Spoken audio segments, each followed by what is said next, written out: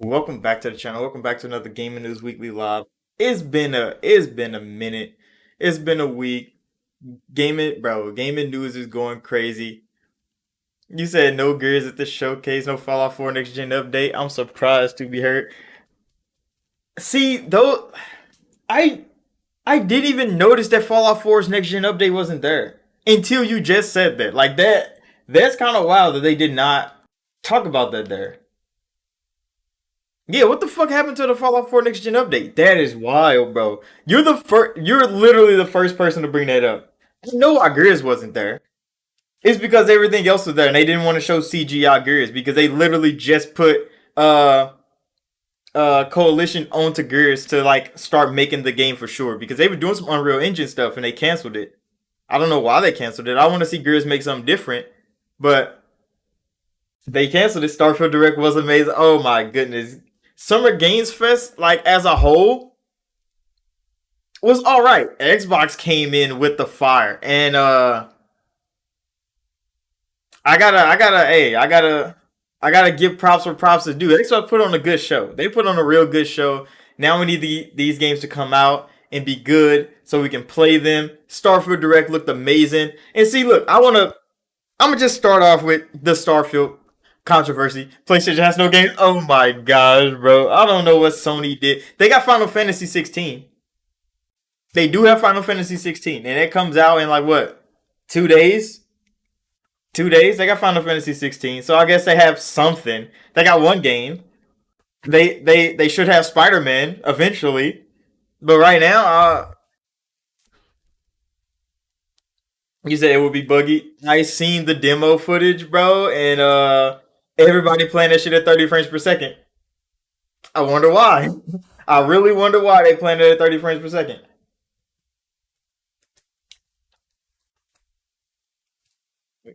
And I'm like, it's a. I don't see Final Fantasy is one of those franchises that I mean every branch of Final Fantasy is different, and not every branch is going to be liked by everybody that like JRPGs. Final Fantasy 16 looks like one of those games that like I mean I played 15. It's not like I hated it. It just wasn't as good as people put on the persona that it was. Final Fantasy 15 wasn't that good. It was alright. I enjoyed some of it. The end of it was just fucking boring. I can say that. I beat the fucking game. Final Fantasy 16 look less like a game that I want to play and more like a game I would watch somebody play. I don't know. Final Fantasy looks like one of those things, bro. It doesn't look like it's gonna be a fun game to play unless like you're just one of those people that like hitting buttons and seeing things flash on the screen. I'm not one of those people. I like to be engaged in combat. Final Fantasy 16 doesn't look engaging to me when I watched the like the demo people. You said Final Fantasy 16 is third person action adventure game. Ponies love it, bro. That is the mo of Sony though. That is Sony's image. That is what Sony puts out for their fans to want. So when they buy more of them, like they bought Bloodborne, like they bought what the fuck is it called? Returnal, like they bought Final Fantasy, third person action game, it fits the what they're trying to put on for their platform. And if it runs, if it plays well, if the story's not just convoluted and just mid tier in general, it's gonna be another hit for Sony. If it's not, it's gonna be another L for Square Enix. Sony had nothing to do with it. And ponies are gonna be like, it was Square's fault. It's not PlayStation. Yeah, Sony doesn't have any diversity. And when they do, they pay for it. And when it's bad, they don't take credit for it being bad. It's not PlayStation's fault when PlayStation buys bad diversity. And Sony fanboys love that shit. So when Sony goes out and buys some risky ass game from Square Enix and it fails, like they don't blame Sony for giving them bad games. They're like, oh, that wasn't Sony fault. That was Square. That was Square. And it's crazy. Foam Stars is coming, bro. And like, I don't, I don't see how that's gonna. Hopefully, it works out. See, I don't want games to fail. But Square Enix is known for letting shit fester when they fail and don't give it any attention. So if Foam Star come out and it doesn't pop off instantly for PlayStation, they're gonna drop that shit. How much is Foam Stars gonna cost? Because I don't think it's gonna be free to play. I don't think it's gonna be free to play. I think they're gonna charge people money to play Foam Stars, and nobody's gonna buy it. Just like Destruction All Stars did the same thing. I don't think Square understand the market that they're trying to sell that to. Like, who are you building that for? Because everybody that buys Splatoon is gonna play Splatoon.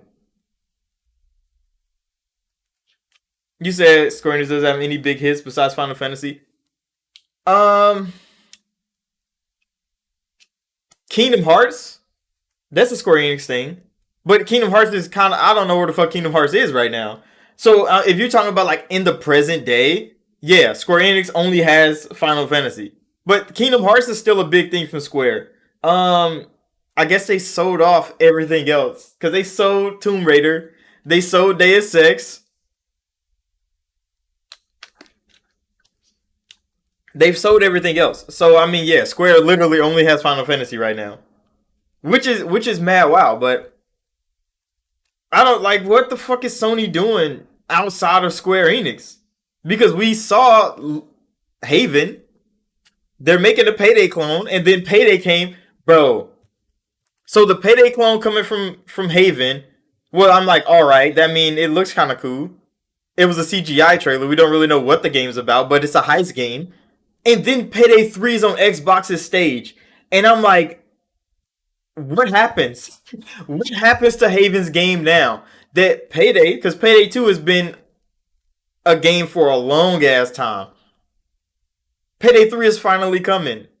And now a Payday clone is coming out at the same time. Who wins that? Because we saw what happened with Dead Space and what the fuck is it called? Callisto Protocol. Callisto Protocol, the Dead Space clone came out, and then actual Dead Space remake came out. And it literally destroyed Callisto Protocol. It couldn't stand a chance. It didn't match up in any metric, bro. You said they throw them under the bus from Outriders. You said even people can fly is working with Xbox. Oh, bro, when I seen that deal, we don't know what they're making yet, technically, but they're gonna make a game for Xbox, and people can fly themselves. Like, yeah, bro, we're gonna work with Xbox. Mostly because Square Enix still haven't paid them any royalties for Outriders. They haven't paid them any royalties for Outriders, and it's like, how much money did Microsoft pay out for Outriders for people can fly to get none of it? You know Microsoft gave their ass a couple $1,000,000 for Outriders to be in Game Pass for that long. There's no way that Square Enix didn't make money on Outriders. They literally got paid up front for the game on a whole platform. That means every other platform Outriders came to made no fucking money. That's exactly what that means. If Microsoft paid up front for the Xbox platform, like, hey, we're gonna give you $5 million for the Xbox platform. Lovely. Throw that shit in Game Pass. They made money off people because people bought the DLC for Outriders on the Xbox platform. I know people that still play that fucking game. Well, not now because Diablo and out and stuff like that, but they were still playing Outriders. That means the Sony platform and the PC platform didn't make Square Enix any money if people can fly of not making money on Outriders. That is definitely not the fucking case. That can't be the case. People can fly knows that, and they like, yeah, Square Enix is finessing the hell out of us with this Outriders thing. Now they're gonna work with Xbox directly. So they're gonna get paid from Microsoft directly. They don't have to worry about Square Enix taking all their money and then telling them, y'all don't deserve it. We ain't make enough yet. Cause Square is wild, bro. Square is a wild ass company. So people can fly making an Xbox game. We have to see what they make. For sure. We have to see like what this deal is gonna pertain to. Because People Can Fly has made some good games. Outriders was good. I didn't play the in-game content because that shit looked boring to me. But the story was good. If my fucking turrets and shit wasn't falling through the ground with all the bugs, it would have been a great game. But I mean, I played it when things were just, it was kind of rough when it first launched. But we beat the game. We finished it. It was good. But yeah, Summer Games, the whole Summer Games thing was just full of out, bro. It was crazy. He said, what's your favorite reveal in Xbox Showcase aside from Starfield? My favorite reveal, and it's kind of wild when I talk to people about this, is the Atlas new game. Atlas's new game was the biggest thing I was excited about in the showcase. It wasn't even an Xbox game. It was Atlas's new game premiering on Xbox's stage. And I was like, Metaphor? I don't know what the fuck Metaphor is. I thought it was a remake of an old game. But no, this is a game that Atlas been trying to make for fucking 10 years. From Atlas fans. I've seen some Atlas fans talk about it. Like they've been dropping like pieces of knowledge of this game for 10 years straight. And now this game is coming out. And I'm like, what? You said Avowed and Fable for you? Avowed and Fable looked good, bro. They looked good. And them opening with Fable, that shit blew my mind. That shit took me off guard. Because everybody was talking about, oh, Fable better be there. Fable was teased. Fable was this. Fable was that. And they opened the show with Fable. The game everybody was looking forward to seeing. They opened the show with it. And I'm like, Microsoft is going wild, bro. Microsoft is definitely in a bag when they open the show with Fable. And then they end the show with Starfield. So those are the two games people are looking forward to seeing the most. Fable and Starfield. Fable opens the show, Starfield ends the show. And I'm like, everything in the middle is just all out fucking just gems. It's just gems. They're just feeding us at this point. Like here's another snack. Here's another snack. Cause the main course and the dessert is already set, bro. Now we getting just bro. It was so good. You said there were some glimpses of gameplay. Yeah, like some of the scenes, like the combat scenes, are like finishing moves in Fable. So those are just like those little cut scenes that you have in like Fable 2 and stuff when you like do a legendary hero move and it goes into like that little cinematic sequence of you hitting a fucking enemy or something. Those was those things. So when he was like when she was tripping the bandit and like stabbing it, or like when the Wolverine pops up and it gets like that little cinematic image of the Wolverine on top of the little thing. Like those are things that happen in combat. When a Wolverine pops up in Fable 2 on top of the little thing, it happens like that. You'll be in the middle of a fight and it'll cut to the Wolverine climbing up the fucking rock and you'll be like, oh shit. And then they jump into combat with you. So that's all in game because that's how Fable flows. You said Playground Games is by far the most confident studio Xbox has. Obsidian is still. Hey, I can't fake it. Obsidian is still carrying Xbox. I don't think Playground Games is more confident than Obsidian Entertainment. I can't give them that title until Playground Games makes something more than for the Horizon, which they're making Fable right now. But Obsidian has literally made Outer Worlds, Pentiment, fucking Grounded, and now Avowed. And Playground only has Forza Horizon. I can't give them that. Obsidian has earned the title as Microsoft's best studio. They have earned that already. You say they don't have the polish that Playground had. I mean, I don't think Obsidian ever had the budget that Playground had. Like, think about that. Obsidian never had the budget that Playground had. And all of their games are still bangers. Never had the budget. Now they do. I mean, they have some sort of budget. They budget still not as high as Fables, but they have some sort of budget now. And Avowed is looking amazing, and it's coming across so quick. Like it's been like 4 years, I think, 3 or 4 years since Avowed. But Obsidian is looking like they're putting in a whole lot of work for Avowed, just as fast as Playground is adapting to make Fable. And Fable's budget is definitely higher. Look at the graphical like output of the two of them. Avowed looks good, but standing next to Fable, Avowed looks like a PlayStation 3 game. Look like an Xbox One game. Like I'm not gonna fake like it doesn't. It's just art styles when they clash like that, especially side by side. Fable makes Avowed look like an old gen game, and Avowed is not gonna be that.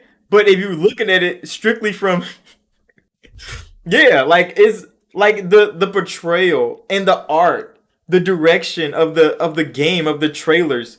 Everything just looks so much more high quality on the Fable side compared to Avowed. They did just downplays Avowed so hard. But Avowed is going to be just a peak game because Obsidian just does that. They're passionate about making content and making games that people enjoy playing. And Avowed looks like it's going to be that. When they pulled out the Yosemite with the two guns, I was like, there's no way. I thought Avowed was going to be like a medieval sword and shield game. Hell no, bro. Man's had two guns that shot magic bullets. I was like, I'm playing it. There's no way I'm not playing it.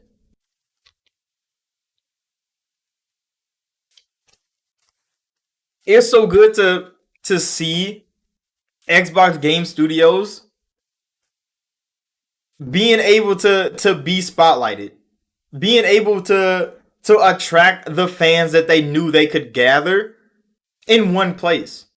Because we've all heard the narrative Halo Forza Gears for so long that when Halo Forza and Gears didn't show up, Fable, Avowed, and Starfield did.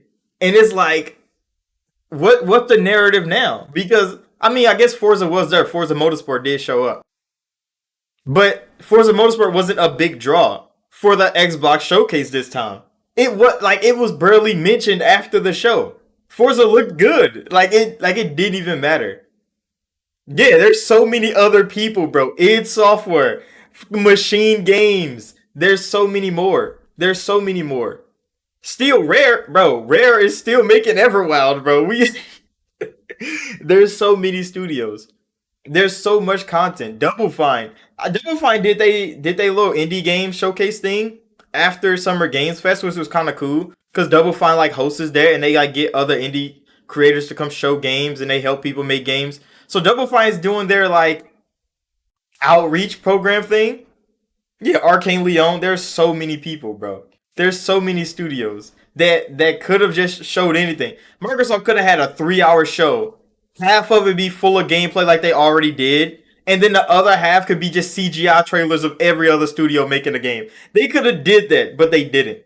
They held off. They held back. That's exactly what they did. And Matt Booty them said that in the interviews they had with like IGN and other and like GameSpot after the showcase was over. They like there were so many more games, so many more studios that had things to show, and they didn't show it. State of Decay 3, they could have showed that, but they're like, we gonna let them cook a little bit. We had showed them next time. Perfect Dark, we gonna let them cook a little bit. Infinity War, Raven. Hey, that's too early, but hey, they in court right now. They got 5 court dates. They got 5 court dates. Hey, 5 court dates later, we could be saying, hey, welcome Activision Blizzard to the Xbox Game Studios. But yeah, the showcase was great. It was amazing. Atlas being on Xbox's stage as hard as they were, I'm just proud of what Xbox and Phil Spencer has done with the Japanese community. Capcom was there, Atlas was there, Sega was there, and I'm like, they really got Japan on their stage, like showing big title games. And I'm like, none of these people wanted to be on Sony's stage. Did they not? Did they just? Did Sony not offer them anything? It was just a strange turn of events. He said, "What was the low point of the show for me? The low point of the show. Uh, damn. What was the low point of the show for me? I mean, I watched the show back, like to myself, because I live streamed it. The low point of the show for me, you said it was Hellblade 2. I enjoyed the Hellblade 2. But see, my interpretation of Hellblade, and like I've talked to other people. I do a podcast with Tay Games. I mean, we kind of practice. I'm kind of vulgar when it comes to speaking, so he can't really monetize me on a video with him. But like we like been talking and stuff. We did live streams and stuff together, and well, we did screeners and stuff together. We've like recorded with each other. We haven't posted anything yet. But when I seen Hellblade 2, that was exactly what I wanted to see from Hellblade. Because when it showed Senua like throwing spears at the giant, and I'm watching that trailer, I didn't think that was real. Not that it's not in the game. It's just I didn't think it was real. Like I thought she was just imagining this whole fucking warfare thing. And I kind of still think that. because when she walked into that cave and the cave was moving, it was shifting, it was pulsating. I'm like, this is what Hellblade is. That is exactly what Hellblade is to me. Is this like this cave should not be shifting and moving like this. This is just a cave. That's a stone wall. Why is it pulsating? Why is it ovulating, bro? It was so strange. And then all the whispers start coming through her head, telling her things, telling her what to do, what to say. Who's she talking to?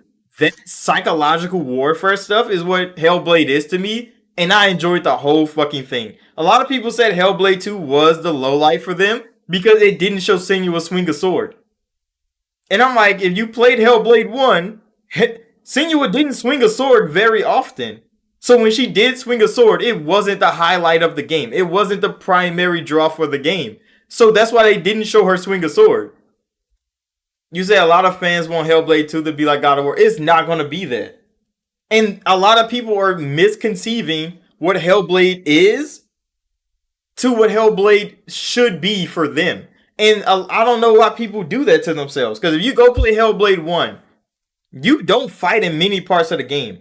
The game is full of walking, talking, and puzzle solving. Exactly what she did when she walked into that cave. She walked into a psychological event and she's trying to find her way out of it. That is Hellblade through and through. That is exactly what Hellblade is going to be probably 90% of the game. Just like Hellblade 1. Combat sequences is going to be scarce. And they're going to be minimal. And they're probably going to be psychological too. She's probably going to be dreaming of fighting things and not actually performing combat.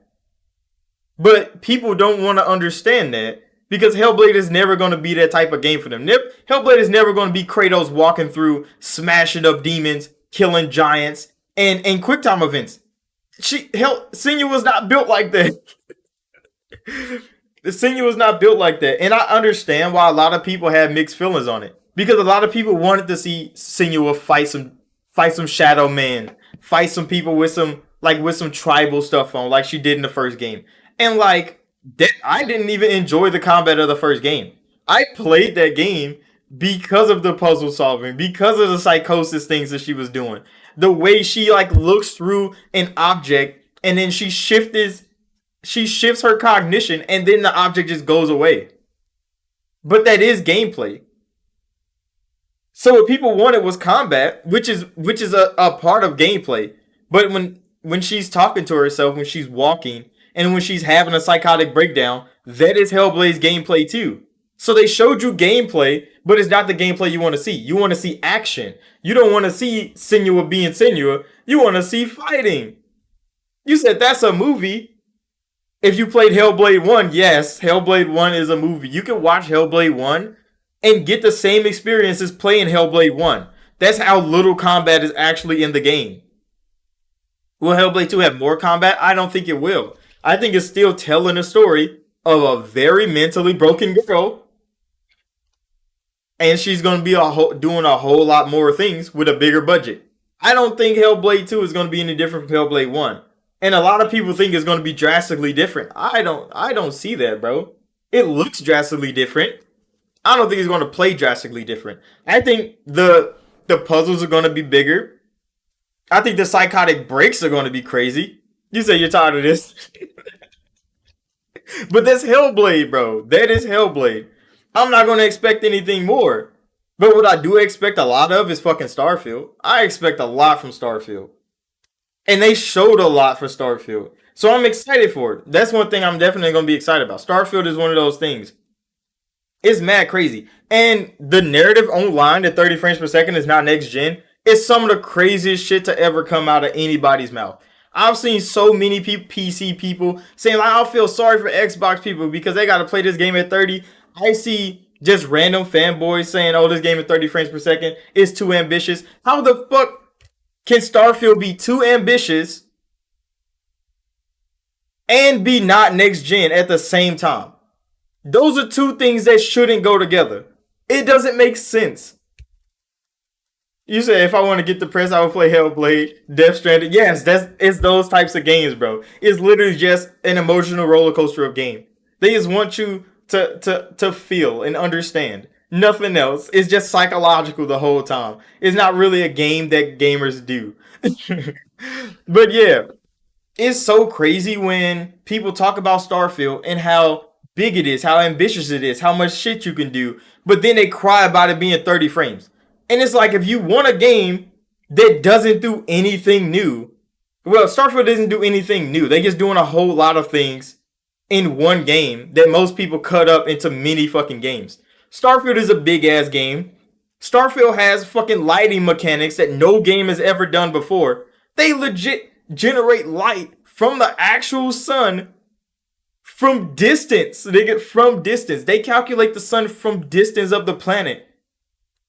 Every sun, every atmosphere, all of that is going to be different because the placement of it from the sun and the what makes up the atmosphere of the planet. That shit is crazy technology. People don't understand that, and they talk about 30 frames per second. Like, if you want to play a 60 frames game, go play every game that has 60 frames on it on the console. None of those games are ambitious.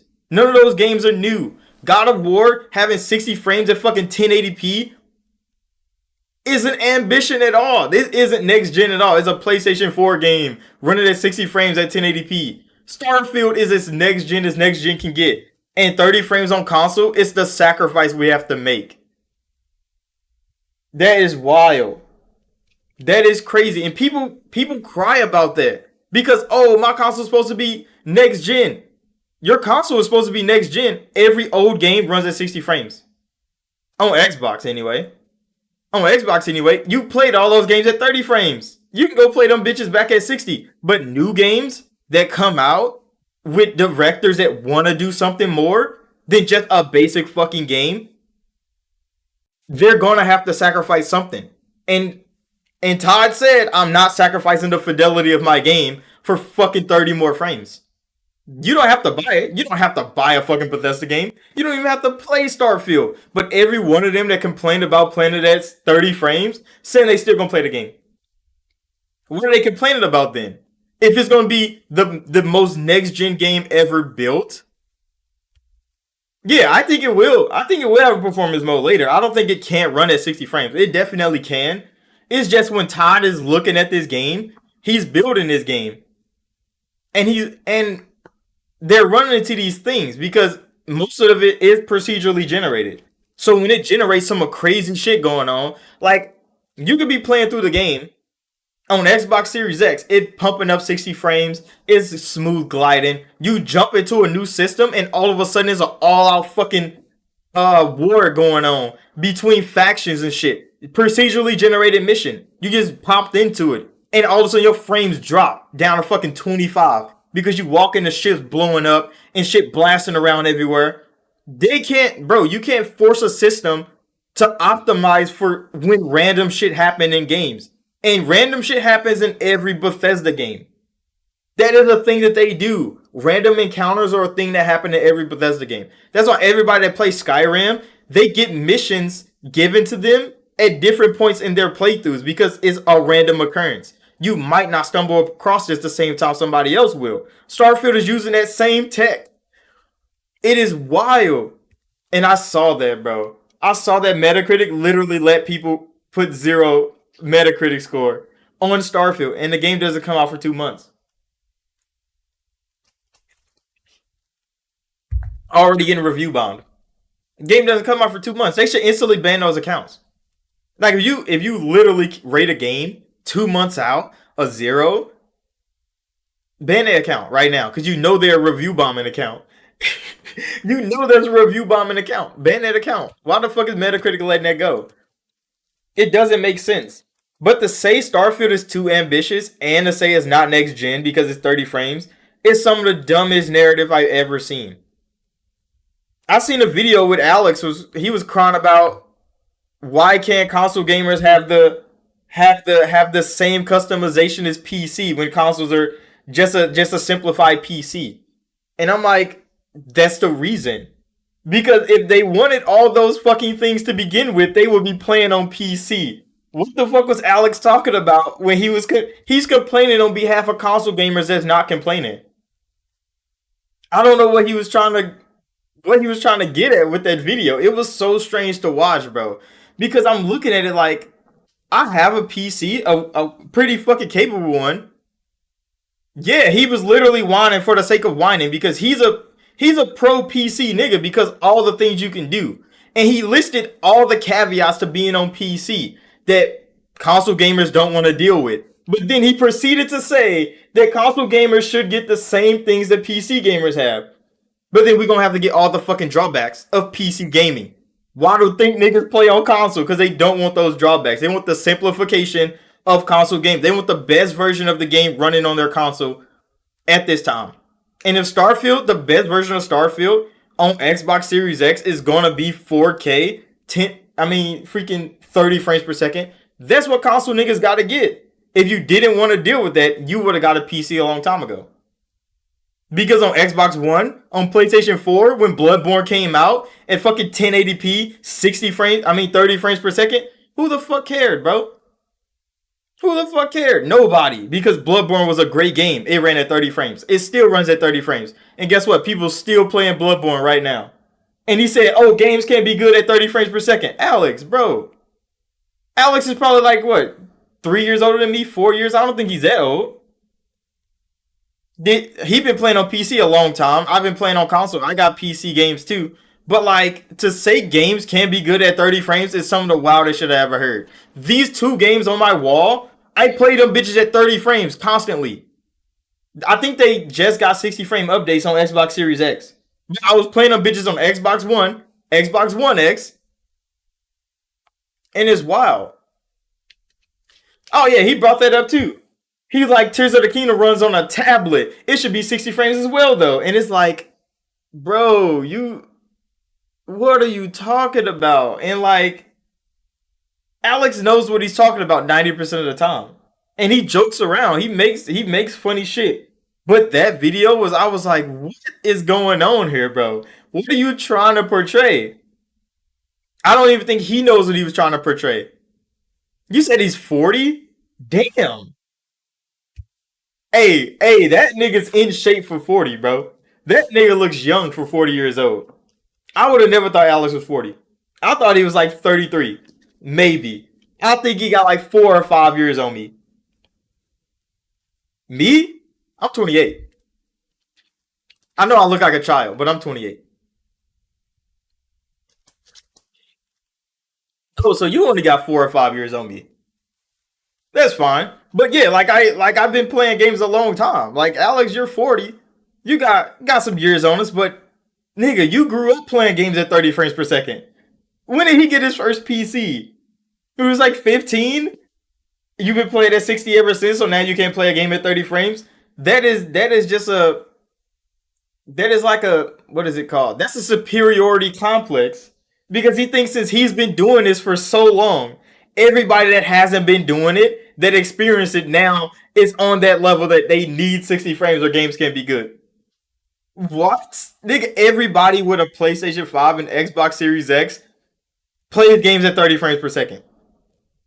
They can lie to you and say they don't, but when a new game comes out and they want to play it and it's running horrible at 60, they switch that bitch to 30 and play that fucking game. All the Star Wars Fallen Order niggas, not Fallen Order, Survivor niggas that tried to play the game when it came out 60 frames per second didn't work. They all played that bitch at 30 and loved it. You said I don't blame Alex. He's trying to be neutral for some reason. I don't see, but the neutral stance. It just looked like he's looking like when he spoke like he's looking down on console niggas because 30 frames per second is something that they don't care about. They don't care about frames as much as PC niggas does.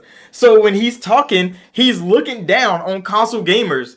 Like y'all deserve better. Why don't y'all want it? And it's like, bitch, we want good games. We don't give a fuck what frame rate they're running in. We want to experience good games. When I played fucking Skyrim, when I played Oblivion growing up, did I care about the fucking frame rate? No, nigga. The game was fun. I played it. It was good. When I play them bitches now at 60 frames, it don't make those games better. It don't make my experience any fucking better. The game runs a little smoother. Running animations don't look as clunky. Other than that, the game doesn't change. Playing God of War at 60 frames versus 30 doesn't make the game better. If you like the fucking game, it's gonna be a good game at 30 or 60 fucking frames per second.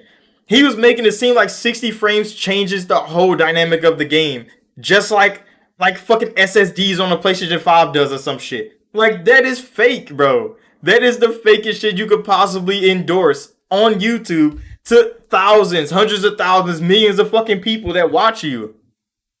That is a crazy narrative to push. And he's talking about because they put it on the box. Like they put it on the, they didn't put every game is going to get that on that box. Every indie game that I play is not going to run at fucking 4K 60. Yeah, console. He was talking about for $500 box. Like if you go build a $500 PC and run Gears 5 at 4K 60, I would take all that back. Or you can go build a $300 PC and run Gears at 60 frames. You probably can't even build a $300 PC in this fucking market. And he complained about that too. How GPUs are so outrageously expensive. The Xbox equivalent GPU is a 2080. Is a 2080. That is an Xbox equivalent. Anybody with a 3080 in a goddamn rig saying, oh, Xbox should be able to do this is a fucking joke, bro. 2080s are how old now? There's almost the 5000 series is almost here, bro. The 50 series is almost here. And niggas talking about the 2080 power of the Xbox Series X. When they built this console with the thought of games that was getting built for that time. Remember, they built these consoles mid-generation of every fucking generation. So the next gen Xbox can run Starfield at 60 frames at 4K. Because Starfield is getting built on technology that is higher than this Xbox's is. They scaled it back. So then the Xbox can fucking run it. But it's built on tech way higher than this fucking Xbox is ever gonna push. Because they know who's gonna be pushing this game. PC gamers like Alex is gonna push the fuck out of Starfield. Those are the people who's gonna have Starfield elevated. The Xbox is gonna get Starfield. It's gonna play Starfield. It's gonna be great on Xbox. But it's definitely gonna be the better experience on PC. You said the Xbox Series 2 launch title? Yeah, and that game is going to be probably at 30 frames per second. Just imagine the next Elder Scrolls game comes in the next generation and that shit is going to be 30 frames per second. No, Elder Scrolls could probably be more contained. It could probably be more contained.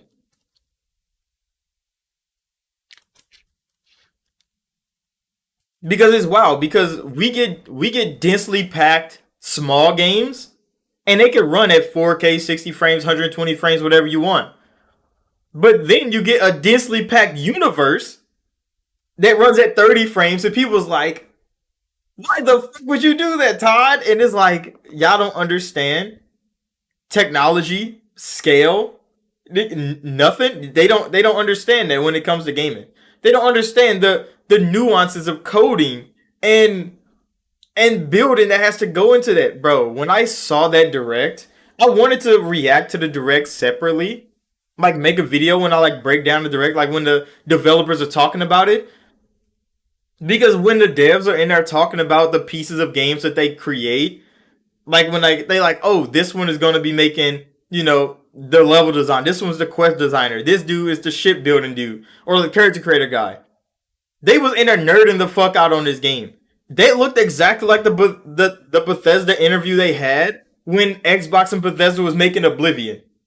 If you ever seen Todd Howard back in the day when he was making Oblivion, that whole little fucking interview with his team making Oblivion for Xbox, that's how the Starfield team looked to me when they did that fucking dev direct. And I was like, this is gonna be a fucking banger of a game, bro. Because the whole team is nerding out on that shit.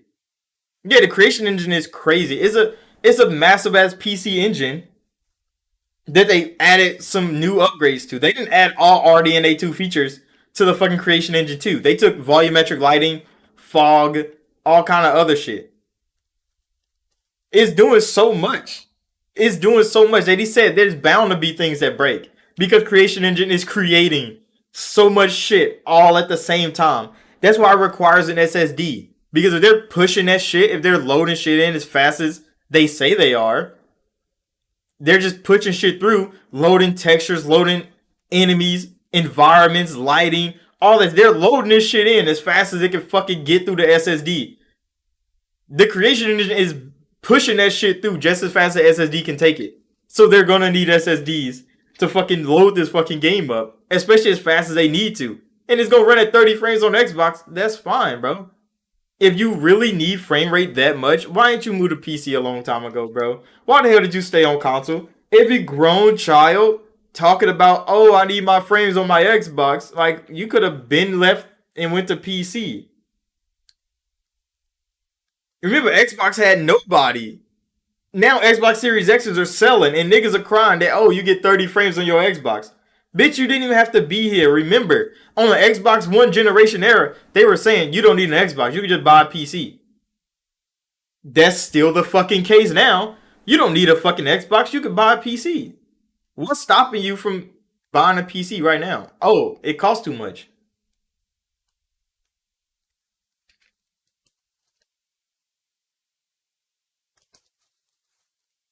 Yeah, and then they talk about, yeah, Spider-Man. They said, oh, this is the most ambitious fucking New York City. And I'm like, it's New York City, bro. How many games have rendered New York City? Yeah, you could render that shit at fucking 1440p, upscale it to 4K like you always do. It looks good. The black suit looks like garbage still. I can't wait for them to update that shit because the black suit look like shit.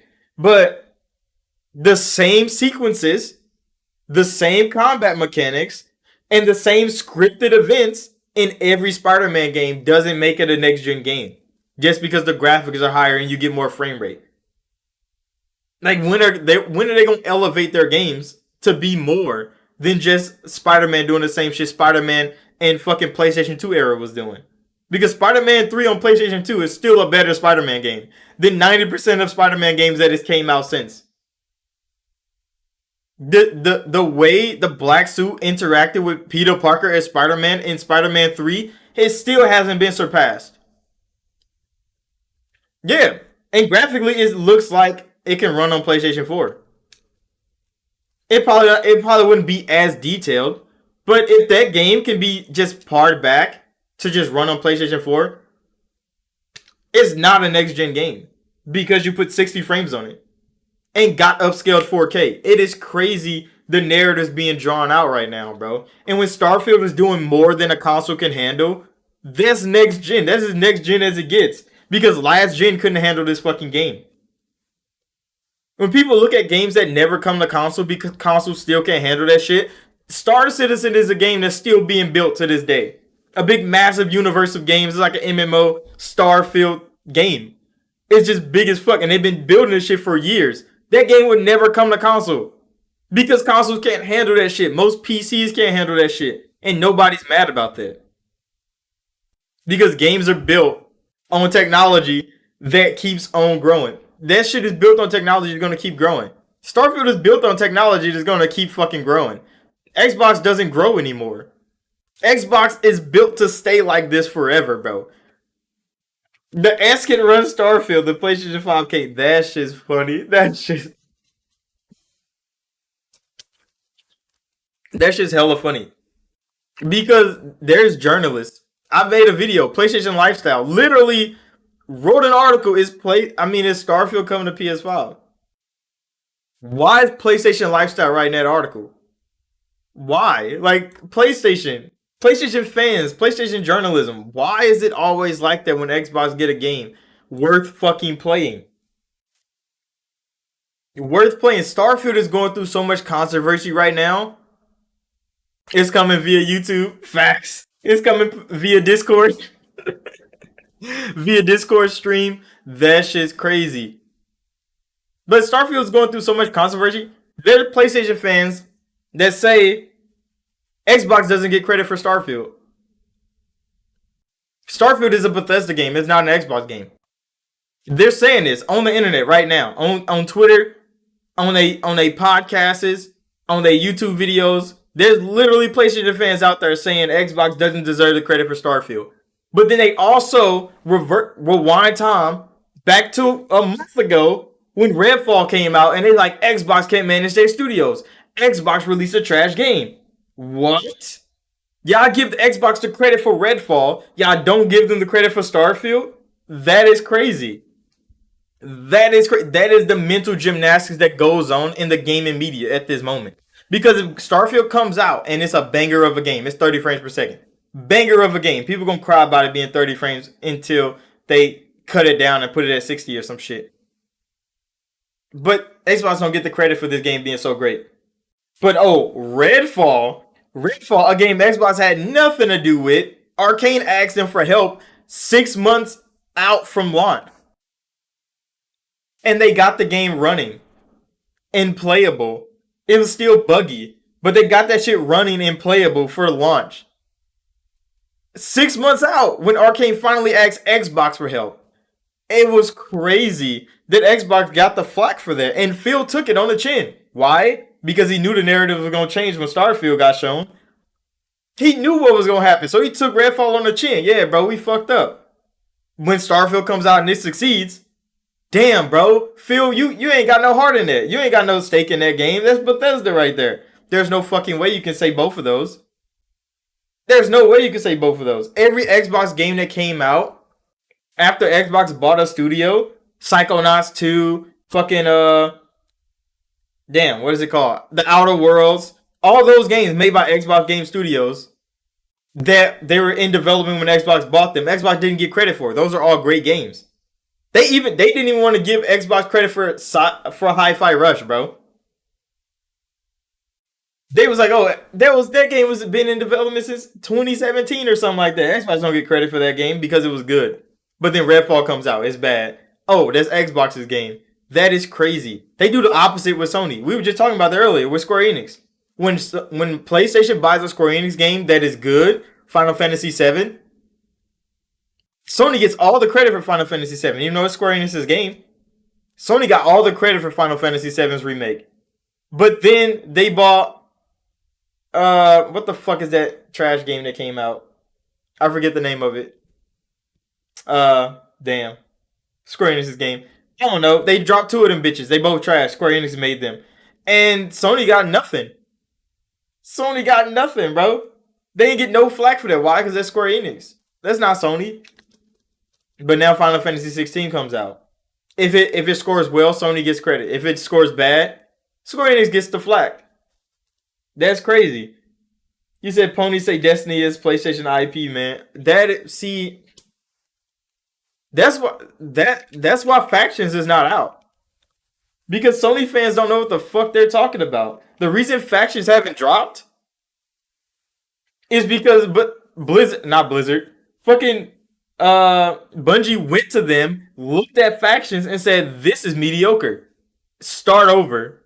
And walked the fuck out. They went to PlayStation Studios, they looked at Factions and they like, Naughty Dog, this shit mediocre, bro. We not putting our stamp on this. And they left. And now Factions has to be delayed. And it's like, Bungie literally told Naughty Dog, Sony's best studio, that their game is mediocre. They need to do more. They need to work harder. I don't think Sony can tell Bungie any fucking thing. He said Sony Naughty Dog should make Crash Bandicoot. Oh yeah, bro. They sold that shit to Activision. Xbox need that. Xbox need to just close this deal for Activision. Start dropping in Game Pass. Because every conjunction that doesn't want this deal, which is FTC and CMA, they only cry about Call of Duty, bro. Microsoft literally said, like, Call of Duty is going to be the same no matter what. It's going to run like Minecraft does. Call of Duty is going to be fine. What we want, I want Alex Mercer back. I need Prototype on the Xbox. I need a new Prototype remastered. On an Xbox right now. Remaster Prototype for us, Microsoft. Or bring that Incredible Hulk game back. That's Activision. There's so many things that could be going on. But yeah, Summer Games Fest was great. Dragon's Dogma 2 got announced. That shit was fire. I mean, it already got announced. It got some gameplay. Which was really good. It was really good. I'm excited for that game. Feels wears Hexen shirt. Bro, I seen that and Phil was like, no, we're not trying to low key tease something. Phil, you know you always low key teasing some shit. They pulled back up one of his interviews where he had the black Xbox Series S on his fucking shelf, and they like, bro, he's had this mud the whole time. Yeah, he's always teasing something, bro. Man, Phil doesn't stop teasing things. He doesn't stop putting things in plain sight for people to just ignore. Phil was at the Ubisoft showcase, bro. He was in the crowd at the Ubisoft showcase just watching them show games. And I'm looking at this shit. I'm like, Phil, what is this? Like, why are you here, bro? Most of these games are bad. But some of them actually look good. The Ways of the Water game, not I think it's called Ways of the Water. I forget what the hell it's called. The Avatar game actually looked a whole lot better than I thought it would. Hey, what's good, bro? The Avatar game looked a lot better than I thought it would. It looks like Far Cry for sure, but like that's Far Cry's thing. He said he wants some games on Game Pass. That is facts. That is definitely facts. He was there in force. He's trying to make a deal.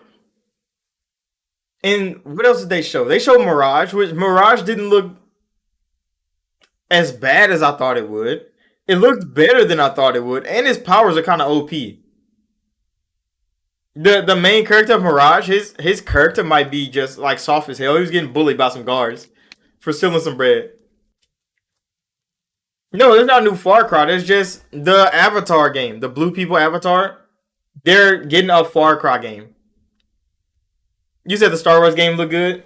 Star Wars, what is it called? Rebels? Star Wars Outlaws? Yeah, Star Wars Outlaws. The game looked good. It looked good. I like the little land axolotl thing that she has as a pet. It helps her in combat. That shit's lovely. And a lot of people was like, wow, Xbox people playing Starfield. PlayStation people gonna be playing Star Wars Outlaws. That shit's crazy. He said EA is mad though. Another Star Wars game is coming. I mean, Jedi Survivor did well for them. It's not like it didn't. They should have optimized the fuck out that game better. But Outlaws looks like it's gonna be good. It's gonna be fun. They got space battles too. Not a lot of them, but they got some space battles. You can fly out of space, so you can do all that on like a couple planets. Not 1,000, but like there's things you could run from the police.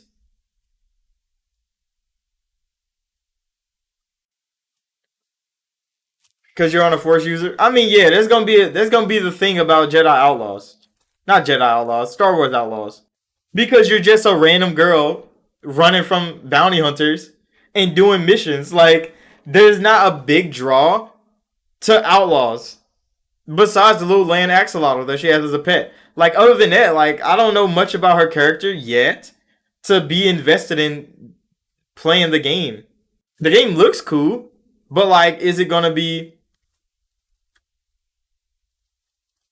You said EA wasted too much with Star Wars IP. Respawn saved them. Respawn definitely saved them with the Star Wars thing. But now everybody else gets to try their hand in it, which I'm excited about. Who's making the Mandalorian game? Because that leaked a long time ago. It was kind of a leak. It could have just been false the whole time. Well, there's a Mandalorian game coming from somebody. I forget who. I think it's IO. I think IO might be making the Mandalorian game. I don't know. There's something. You said the Coalition. You said it was Dice last time you heard? Hmm. If Coalition made a Star Wars game, that should be magnificent. For sure to be magnificent. There's no way it won't. But yeah, like the Star Wars game looked cool. I didn't get much from like they did that little walking demo thing where she's talking to people. They got like dialogue trees, and I'm like, okay. I just want to know if you could customize the pet. Legit, the whole time I'm watching, I'm like, I wonder if you could turn that bitch green. It's just a little axolotl, bro. It's so cool, and it distracts people in combat. I wonder if it can die. What if it gets shot? Does Alan Wake 2 look crazy? Alan Wake 2 should have had more gameplay shown. They showed the same gameplay sequence twice. They showed it at the PlayStation Showcase, and then they showed it again at Summer Games Fest. And I was so annoyed because it was the exact same sequence again. They just slowed it down a little bit for us. They let you walk in the building. They did the same things they showed on the PlayStation Showcase. And then they'll do bust through the wall. You shoot them a couple times, and then you run out, and it's done. I'm like, that was the trailer. You literally just played the trailer sequence over again.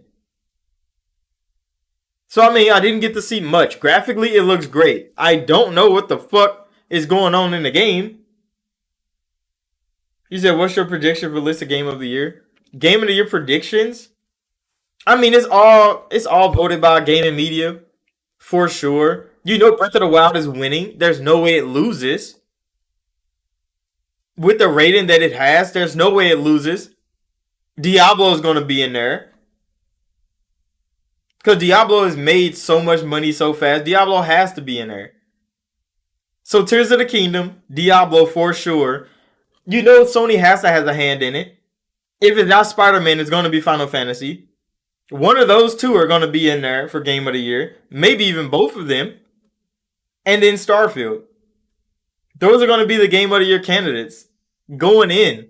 Because, I mean, Alan Wake 2 and stuff is going to come out, but those big games, I don't think Alan Wake 2 is going to stand a chance.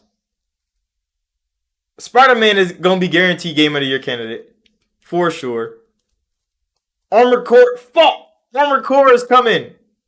Bro. Armored Core is coming. Hold on. I swear that bitch is $60. I swear Armored Core is a $60 game. And I was like, bro. Armored Core $16 is crazy. I'm like, Miyazaki just don't miss. I swear Armored Core is a $60 game.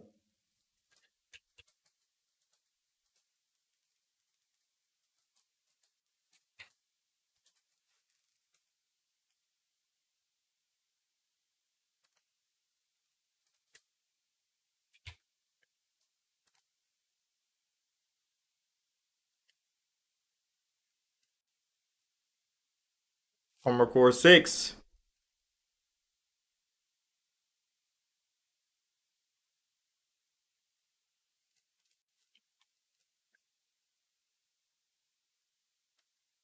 You say you're not interested in Armored Core? I mean, I don't think I would play it because it looks like it's too fucking. It's too. Like, it's too. What do you call it? It's true.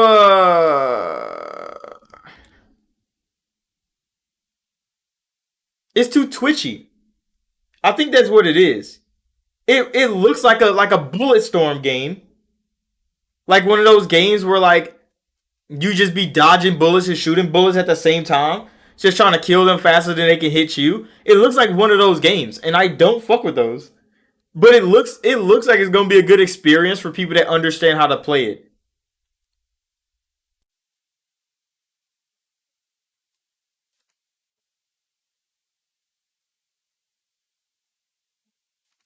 Yeah, but what's the? This is a $60 game, ain't it? Maybe, or is it a $70 game? This is in euros. What the fuck? God damn it! I need local store. God damn it! Why is it store like that? I can't switch stores to America. Cause this is this. I should have just looked it on Xbox, bro. What the fuck am I doing? I'm on the internet. Mortal Kombat 1 is gonna be peak game.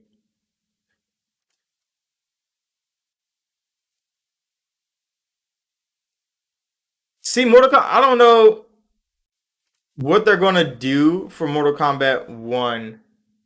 Cause I know they have a beta out right now. I didn't get in, which is sad. Cause I really want to fucking play it.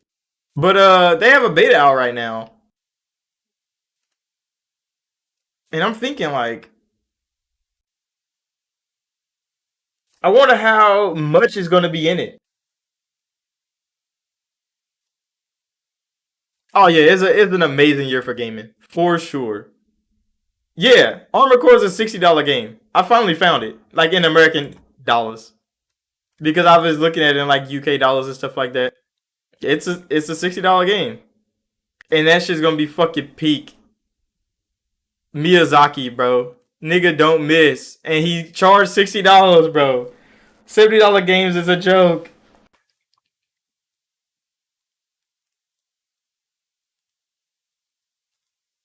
You said the best one. I don't know if it's the best one. I like next year, 2024 year for gaming is probably going to be bigger. No, I mean, because Starfield comes out this year, but when Avowed and Hellblade 2 and like Perfect Dark and shit comes out, Elden Ring's expansion is going to be next year. The next part of Final Fantasy 7 is coming out next year. Like everybody's full power is going to be on display next year. Except Sony, because we don't know what the fuck they're putting out next year. They didn't even tell nobody. So like we don't know what Sony's putting out next year. But we know like Capcom's coming next year with what is it called? How did I just lose that name already, bro? Dragon's Dogma. Holy shit. I lost that so fast. But yeah, there's a lot of big games. Yeah, nothing's as big as Starfield. But Starfield is going to be a game that's going to be played for 10 years. So I mean, once Starfield comes out, it is going to be a game for 10 years. And they don't even have to make it live service, bro. It's just because Starfield is Starfield. They're going to be playing that shit for 10 years, bro.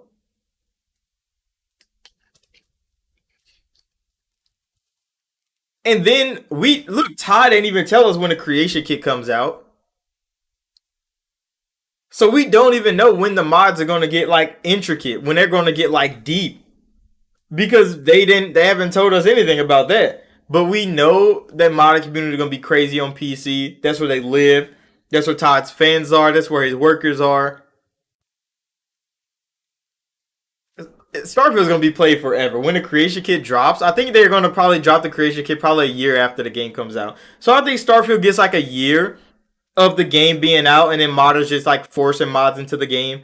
Then, but that's like, all right, bro, we gonna drop the creation kit, and modders are gonna go fucking wild, and they gonna completely recreate everybody's favorite space game in Starfield's engine, and people are gonna love that shit. It is gonna be crazy. Are we gonna get paid mods on console? Probably. They probably gonna have a creation club on console. Starfield is definitely boosting Game Pass. I don't know if you can mod in Game Pass. I still need to go try that out. To like download a game in Game Pass and see if you can like get mods for it. Hey, what's good, Cool Breeze, bro? You said Mass Effect and Starfield. I'm waiting for that, bro. That's why I'm getting the PC version of the game. Because right when they start building Mass Effect in Starfield, I'm never leaving Starfield ever again, bro. I'm gonna be driving an SR2. I'm gonna have my Mass Effect companions with me, and we're gonna be playing Starfield, nigga. I'm gonna be Commander Shepard in Starfield. That's all I'm gonna do. I'm gonna have Mass Effect armor on. I'm gonna walk around with a fucking with an M7 Avenger rifle that doesn't reload. It just cools down. Bro, I'm gonna play the fuck out of Starfield when they start putting Mass Effect shit in there.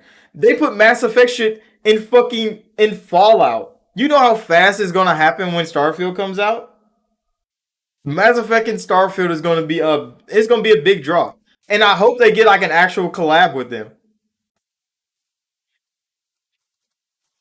You said Star Citizen in Starfield. See, Star Citizen is one of those games. A lot of people mentioned that when Starfield showed like what it was doing. They're like, "Oh, Star Citizen is doing that." Star Citizen is never going to be on a console though. Halo and Starfield is going to be crazy.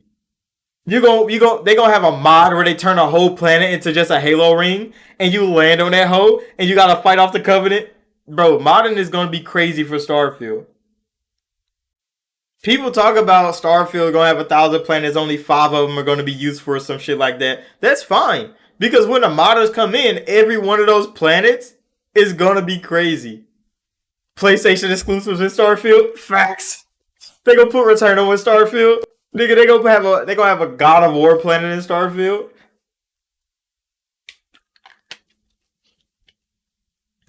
They gonna take one universe in Starfield and create all nine realms And they're like, yeah, bro, you gonna go from planet to planet. Every realm is gonna be a level for fucking God of War. That shit's gonna be fire, bro. That is just the minds of the community that Bethesda knows they gotta cater to.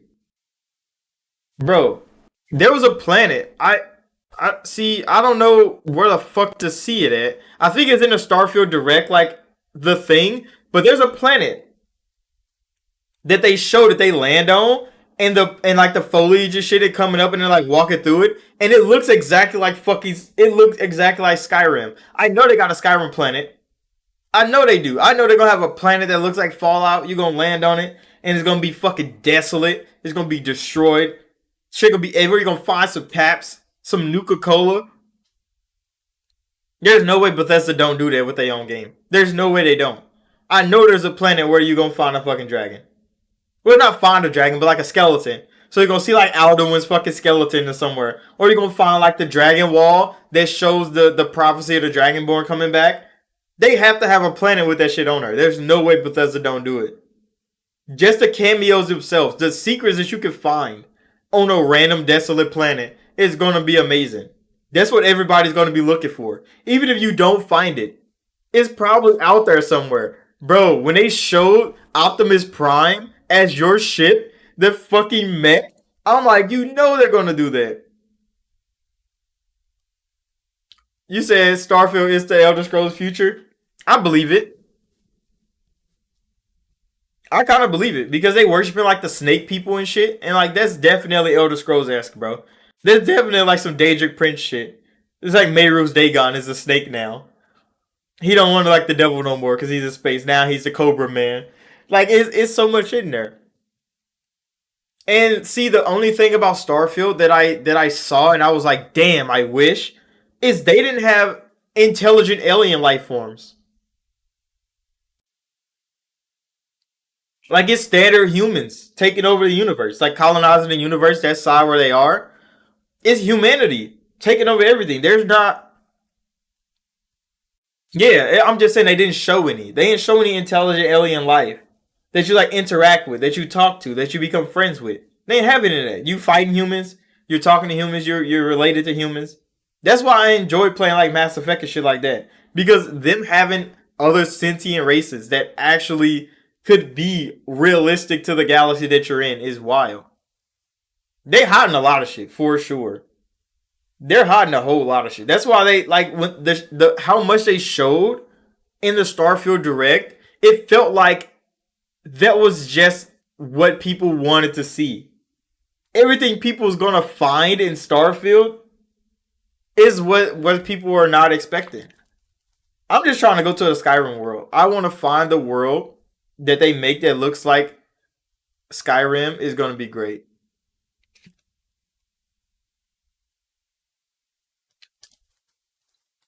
You said imagine Scalebound's lore scattered on some planets. That'd be. I'd be highly upset if you just start finding Scalebound lore.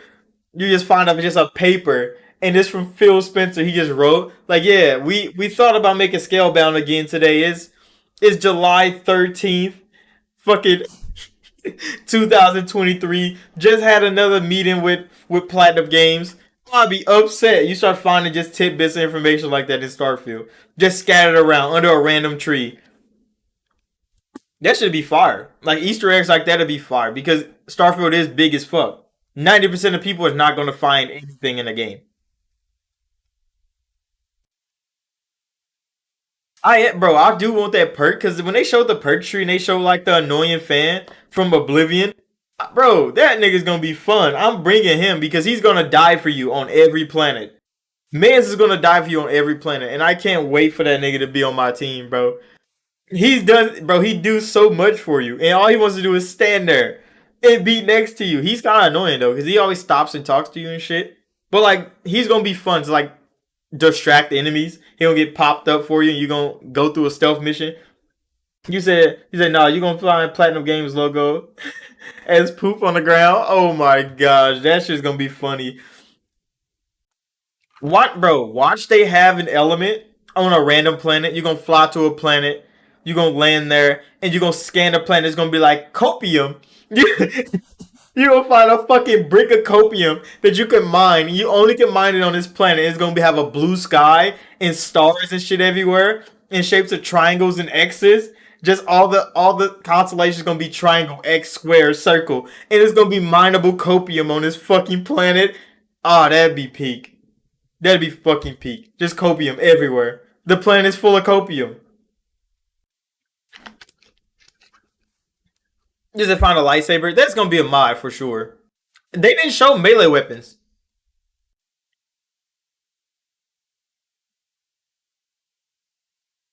You said Starfield might be the game to make people cop an Xbox. I mean, that's what. No, everybody want to push people away from Xbox because of that 30 frames per second. Which is, you know, people have their opinions on 30 frames. Is some of the narratives they driving are dumb. If you don't want to play in 30 frames, there's an option for you, bro. Build you a really good fucking PC. Because really good PCs aren't running this bitch at 60 frames. Unless you cut all the textures out, cut the frame rate down, nigga, turn all the lighting effects off. No, the Series X probably can do 60 frames. They just didn't want to gut it. Because they're going to get judged by it on the Xbox Series X. They're going to get judged hard. Because they're Bethesda on the Xbox and not on PlayStation. You know how many people are going to come at Bethesda's neck when they get this fucking game talking about frame rate drops when they jump into a space battle on accident?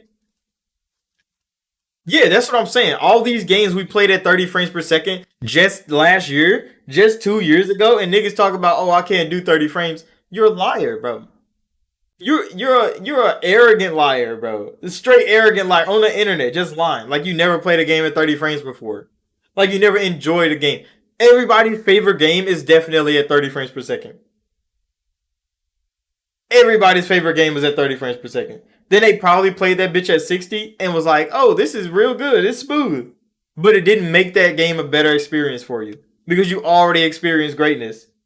It only could just sprinkle a little bit more on the top. There's no way people talk down on Starfield by not playing the game at 30 because it's at 30. Come on now, bro.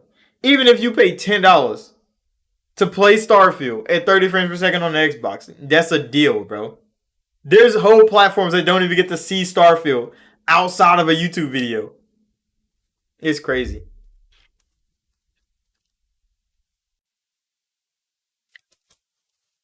He said, yeah, bros be like, my immersion.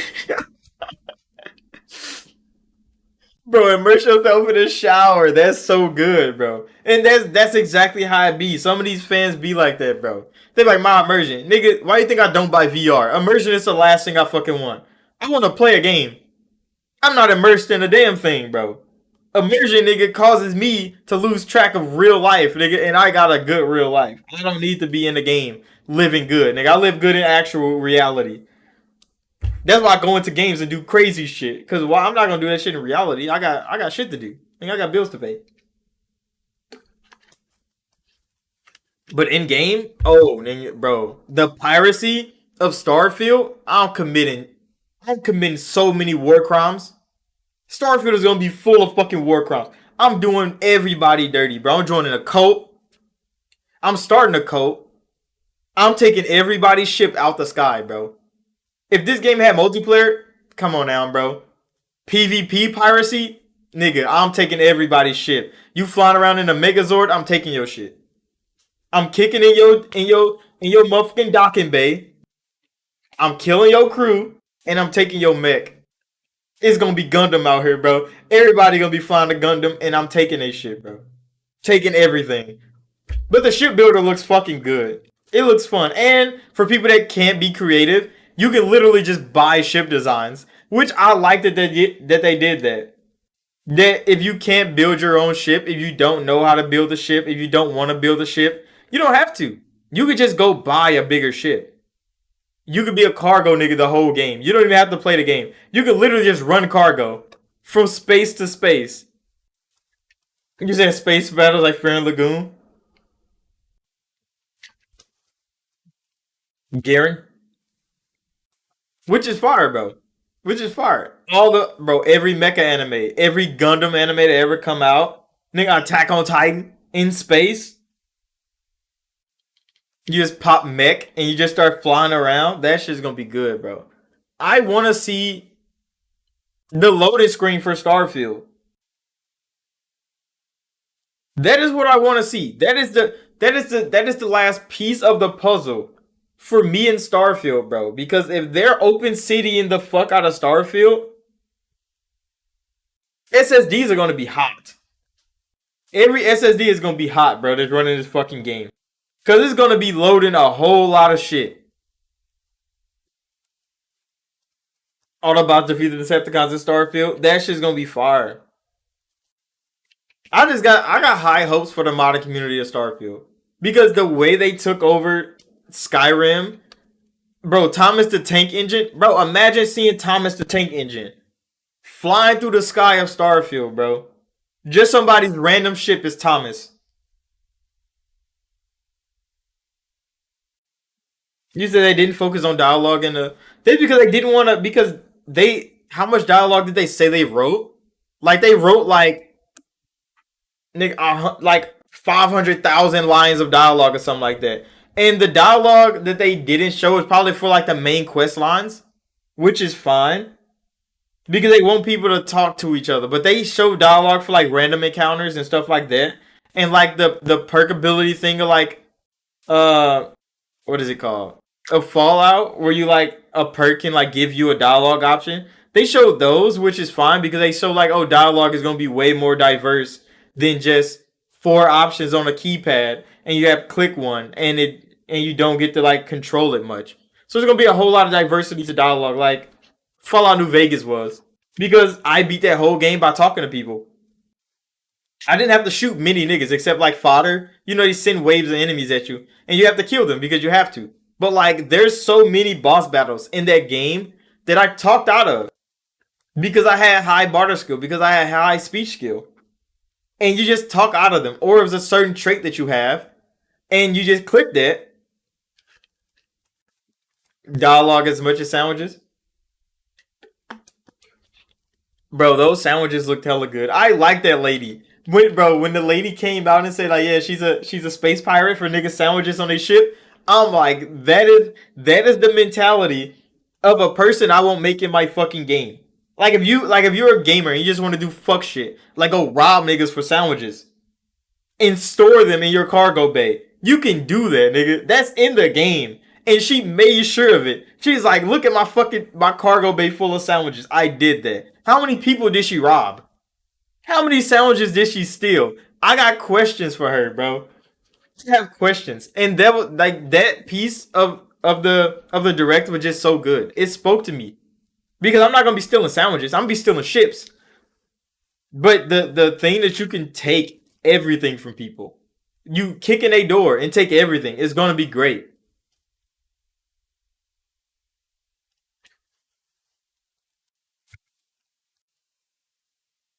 You said you said, look, I know you can talk through most encounters in New Vegas, but I choose the fun option. Genocide. Fucking dumb. See, look, the reason why I start talking through most battles in Fallout New Vegas is because when I was walking down the street and you get stopped by I think like a powder ganger or something. This is like a slightly early in the game. And he tells you about that they broke out of prison with like dynamite and shit like that. And I didn't talk to him. I just killed his ass like right off the bat. I killed that nigga. But there's a whole quest line in the Powder Gangers thing that you do if you talk to him. But I killed that nigga, and then I went to the Powder Gangers thing, and they all tried to kill me. I walked into the prison, and every person in there was hostile already. And I'm like, what the fuck? So I had to kill everybody in the prison. I never got the Powder Gangers quest line. You said sleep time. Bye, everybody. Hey, good seeing you, Bavaria, bro. Thanks for coming out. You said you make robbery sound like a good thing. Robbery is a good thing because, see, what drives the human civilization is strong men, and strong men are driven by four things, bro. They're driven by the four horsemen of the apocalypse. No, I'm just kidding, bro. But no, no, no. They driven by the will to take things. The will to take things, the will to protect things that you take, and the will to get more things, bro. That is what drives men all the time.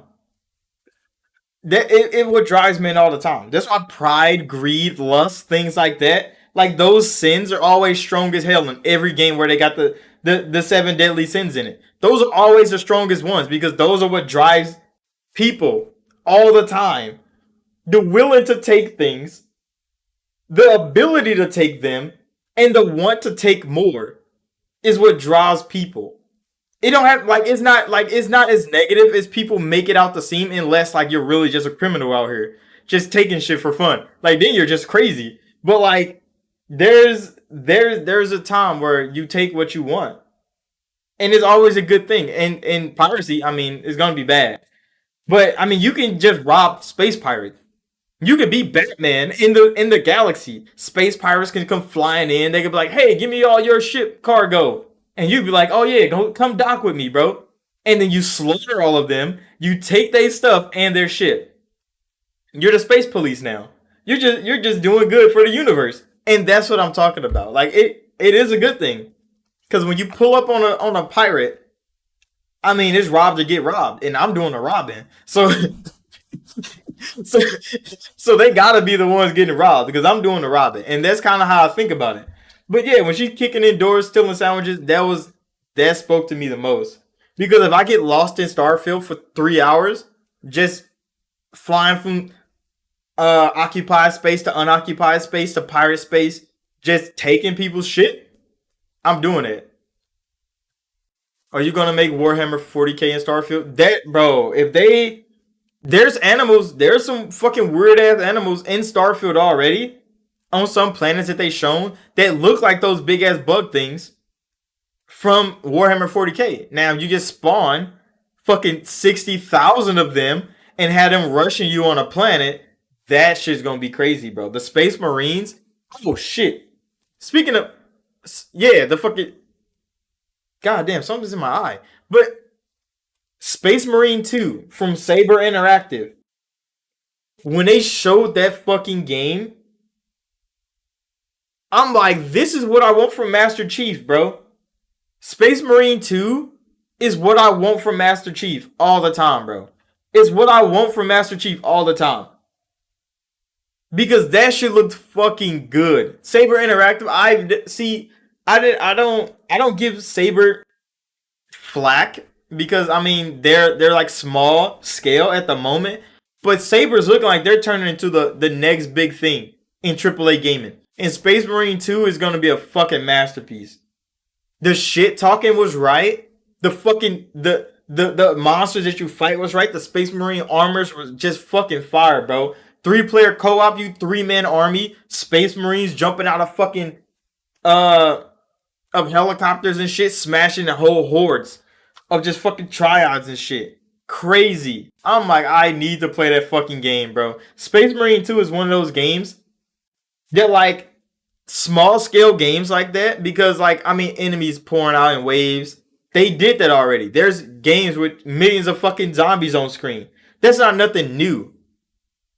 But the way that they build the game around that premise for Space Marine 2 is always going to be fascinating. And it looks amazing. It looks like it plays amazing. Dialogue sounds crazy fun. You know, For the Emperor is everything in Space Marine. And they love that shit, bro. I'm like, I need to play that fucking game. Space Marine is a game I'm looking forward to. When I seen that game on the stage, I'm like, Saber. Saber's up. Saber's fucking up. I can't wait to see Greedfall, bro. I can't wait to see Greedfall 2. You said they're implementing a whole color system in Warhammer, and the games go by color armor affects your battles. Oh yeah, because they have like the Thunder ones that got like yellow trim armor.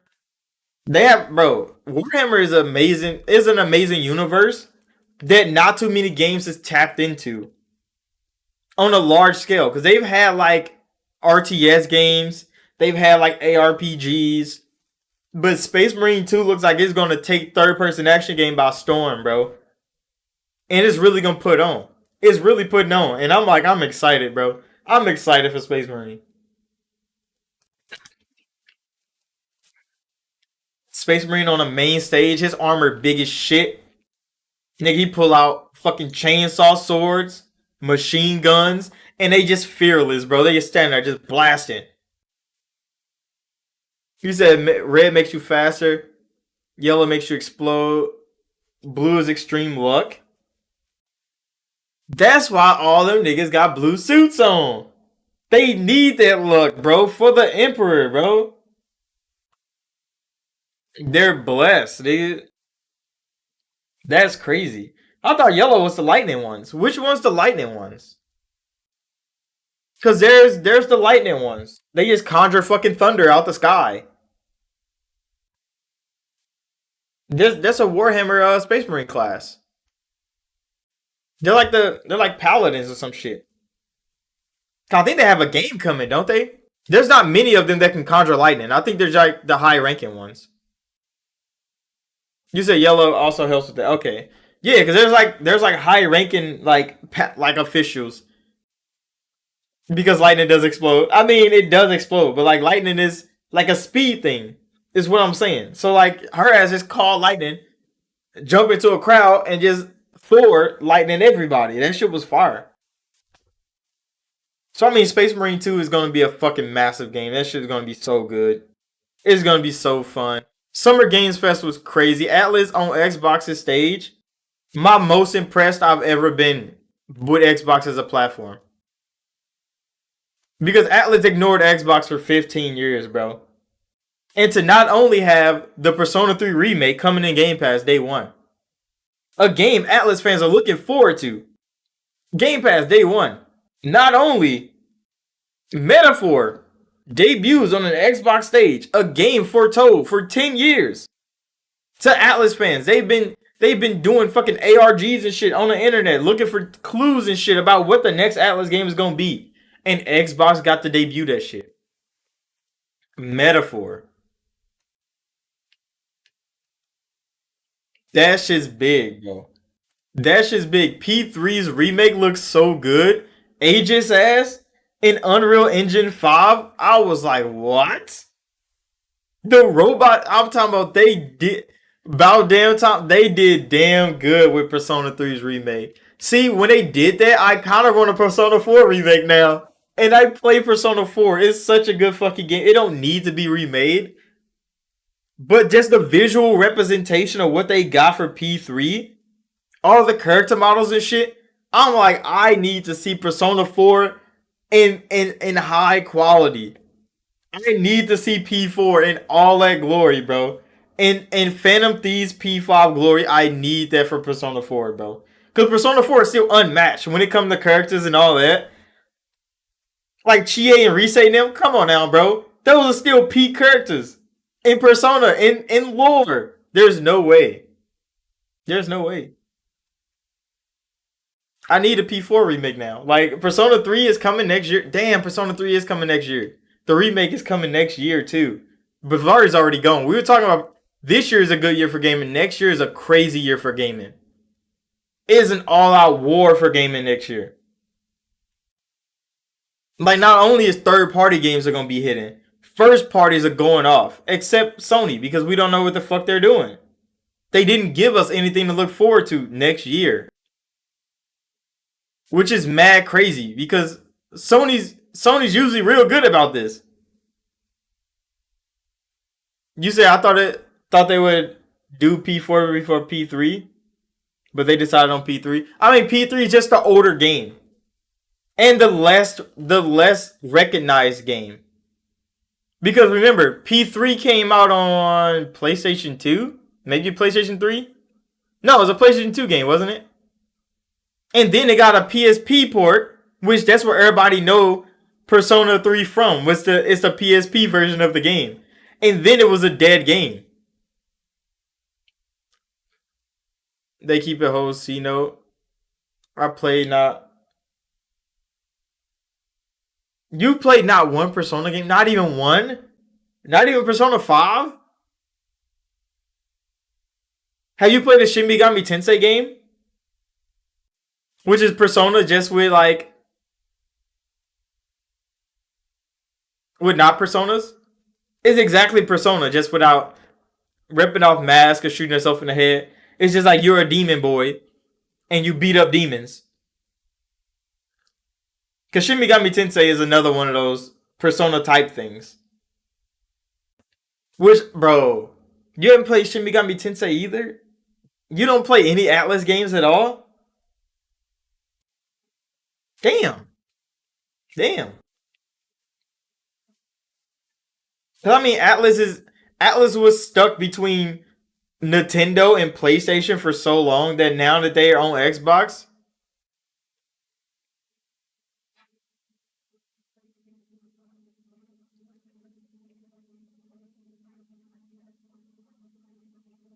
you said Shin Megami Tensei is just person, but they are called demons in those games. Yeah, it's exactly Persona, but like the demons are demons. You say you like Atlas, but you haven't played Atlas games. I mean, you played Catherine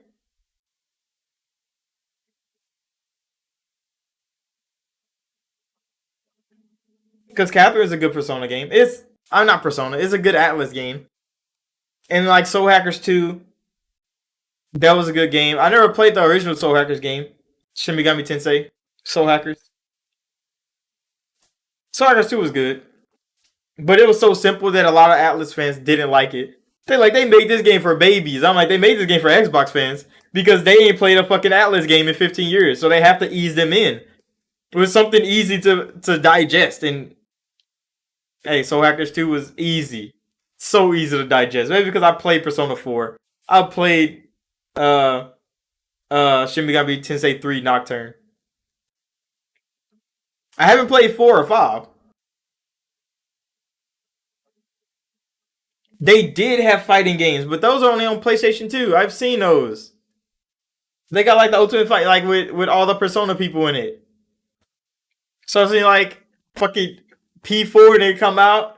He's flashing motherfucking Izanagi. He come out of nowhere, he flip his card, Izanagi ass pop out, start cooking. But Atlas is a deep studio full of like all their games are mostly the same, but it's just how they portray the games is what people like the most. Because like the demons and angels and shit have been in every Persona game, every Shin Megami Tensei game, even in Soul Hackers 2. The same, it's the same concept. It's just the scaling is always so different in every one of them. And you said it's a mad old GameCube era,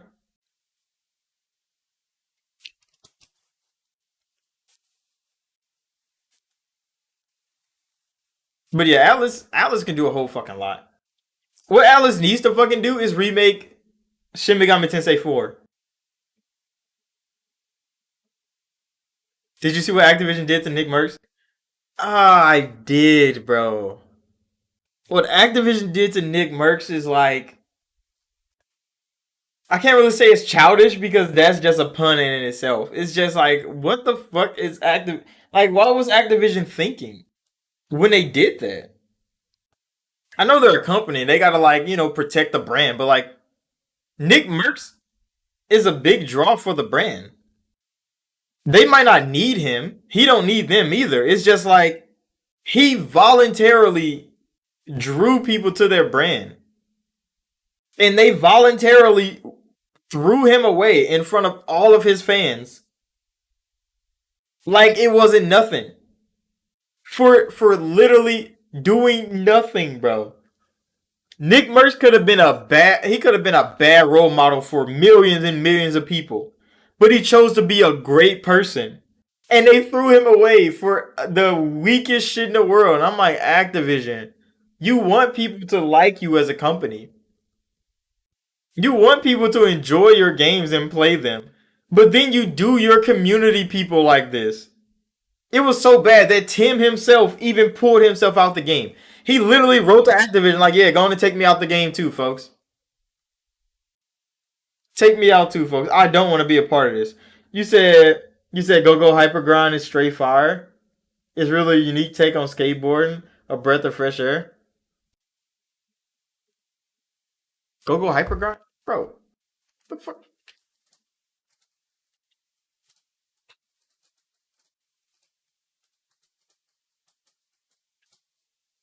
Hold on, I need to see it.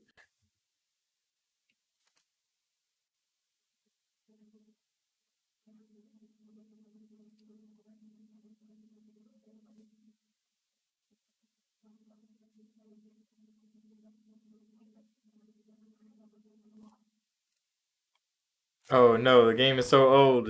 I need to dig deeper.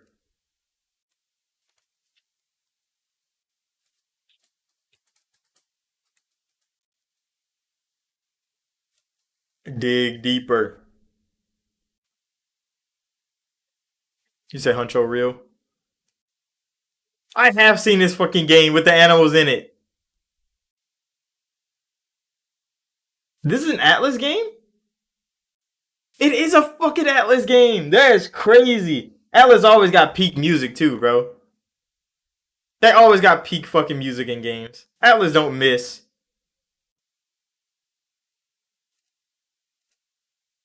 That is hella wild though. I did not know this was an Atlas game. But the GameCube did have some weird ass games on there. You say you saw my last comment? You said and because of that, Doctor Disrespect, Tim the Tapman, occurs to stop playing COD because of that. I mean, yeah, they because those are just all community people. And if Activision's gonna disrespect the community, why even stick with the community, bro? They can go join another community. They're not gonna lose their fans because of it. They're not fans of Call of Duty. They're fans of Tim. They're fans of fucking Doc, bro. Doc has been banned for so many platforms and he still draws millions of views. He still draws millions of views every stream. How can you do that if you just play Call of Duty? No, it's because people don't give a fuck about Call of Duty, bro. They don't give a fuck what Doc's playing. They just want to see Doc play a game, bro, and let Doc be Doc. That's why he's still succeeding. Tim's the same way. They have a whole community behind them, bro. They don't really care about Activision in their games. They can play any other game and still get the same draw. Nick Merckx can do the same thing, bro. He just gave that shit to Call of Duty. You say you believe they start playing Apex instead? I mean, Apex is a good fucking game, bro. Respawn does a great job. EA is not gonna pull no dumb shit though, because Respawn knows how fast you can go from being up to being down. Call of Duty don't understand it. Yeah, because they still got the Call of Duty League. You said the controversy, fucking good, bro. That's good. That's good. But yeah, it's kind of strange that Activision would do that to like one of their community leaders for nothing. Like literally for leave the children alone, bro. Call of Duty's not even for kids. So for him saying leave the children alone and Call of Duty's not for fucking kids, it's an immature game still. It's crazy to think that they were like, we gotta tell him to not do that because we like kids. And it's like, bitch, you're Activision. You don't supposed to let kids play your game to begin with, bro. We all know fucking 10, 12, 13-year-old kids play this fucking game. We all know they do. But they don't fucking supposed to. It's the thing. Bro, I ain't played Call of Duty in 3 Call of Duties, bro. So it's not like I was one of those people that have to boycott Call of Duty. Like, I ain't played that shit since 2019's Modern Warfare. That was 3 Call of Duties ago. I ain't booted up a Warzone game in 2 years. My friends wanted to play Warzone. I'm like, I'm not playing that shit, bro. I don't enjoy that. I've been stopped playing that shit. That like now more people are not playing it, which is cool. But more people are contractually obligated to play it than that cannot play it. That's why like pro fucking Call of Duty players are still on Twitch playing Call of Duty every day for their streams. Why? Because they only have Call of Duty to offer. They can't do anything else. They're literally locked in with Activision. They got paid by them. They have to play Call of Duty. So when you see Doc and Tim and everybody else walk away from Call of Duty and take the millions of fucking viewers with them, there's still people getting thousands of viewers playing Call of Duty because they kind of have to. Because they got paid. Like TP them, they have to play fucking Call of Duty. When has TP played something else? I mean, he played Fortnite a couple times, but man's literally is known to be good at Call of Duty. That's it. He's known to be good at COD, and he plays COD. Even with all this controversial shit going on, He's like a fucking 10-time world champion in Call of Duty. He's playing Call of Duty every day. You think you give a fuck that Nick Mercs is getting kicked off? TP ain't got no skin. He's a Call of Duty vet. He ain't got no skin, bro. So he don't care. You thinking about picking up the remaster? You said you ain't played COD since COD 4. COD 4. See, I don't know. Because I played, like, the first Call of Duty I played was World at War. I don't think I played COD 4 itself. Except the Modern Warfare remake. Like the remake of Modern Warfare. I didn't play Modern Warfare, the original, or COD 4 Modern Warfare remastered. Because I played Modern Warfare 2. I played Black Ops 1. I played Black Ops 2. I played Modern Warfare 3. I played Advanced Warfare. Then I quit playing Call of Duty altogether. All the way up until, what is it called? Modern Warfare Remake came out. Modern Warfare 2019. So legit, I dropped out of COD for a long time. And then I came back with 2019. It was fun. And then I dropped out again because the games looked like trash. So like, I don't know. I'm not a big avid Call of Duty player. I don't play much shooting games anymore. Like competitive shooters. So a lot of people like try to bunch every shooting game into a competitive shooting game. Fuck no. Every shooting game is not a competitive shooter. Call of Duty, Halo, Apex, those are competitive shooters. Those are games you gotta fucking compete. But then there's other shooters like Battlefield. Battlefield's not a competitive shooter. You can literally sit around in Battlefield on a ledge with a sniper rifle and just snipe niggas for 30 minutes in a battle. You don't even have to move a muscle. You can literally just lay there and get 4 kills at the end and still have a good old time because you're just playing your role on the battlefield. It's just a simulation battle game. Like, those are not competitive shooters to me. So when I go jump in the Battlefield and I just jump around and just quick scope motherfuckers with like a carbine rifle or something, like, I have a good old time doing that. I'm not thinking like, oh, I have to win this match. I have to play hard. Fuck no, I be playing that shit for fun. You can't play Call of Duty for fun. There's no fucking way. Skill-based matchmaking makes sure that you're competing every fucking game. But yeah, I don't play Call of Duty much. I ain't played Call of Duty in a long ass time, bro. I'm probably not even good at it no more. I still got my Call of Duty controller though. You see it right there, my Advanced Warfare one. So if I ever do go back to Call of Duty, I'm pulling that hoe out. Oh no, I could just use my Elite controller now. Cause they got hair triggers. I'll be in that motherfucker cheating. You said I wanna see some new experiences in the war game space. Hell, I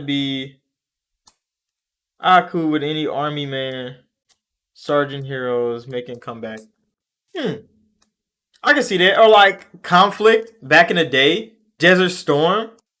Those old like war games were some of the best shit ever. But those are all like story driven games. They didn't have like a multiplayer aspect that kept people just keep recycling the games, the maps, the guns all over again. So Call of Duty made that genre because they don't have to do much and it can get so much out of the gamer.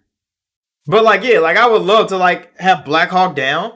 That game was a masterpiece. Bring that back, bro. Conflict was a masterpiece of a game. Desert Storm, masterpiece of a game. And those are like war games. That's just prime warfare. Some of the best shit you can ever play. But all those games went out, especially when Call of Duty became big. And then every game needed like an arcade multiplayer shooter thing. Which it works. But then BR came. And now every game needs to be Battle Royale. Now you're recycling one map, random gun encounters, and people just do it over and over again. And they just wanna do less.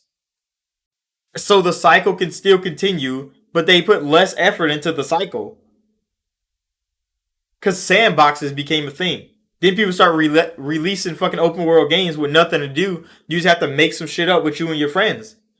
Like, that's what happens. Like, player created content is the reason why game created content is so scarce.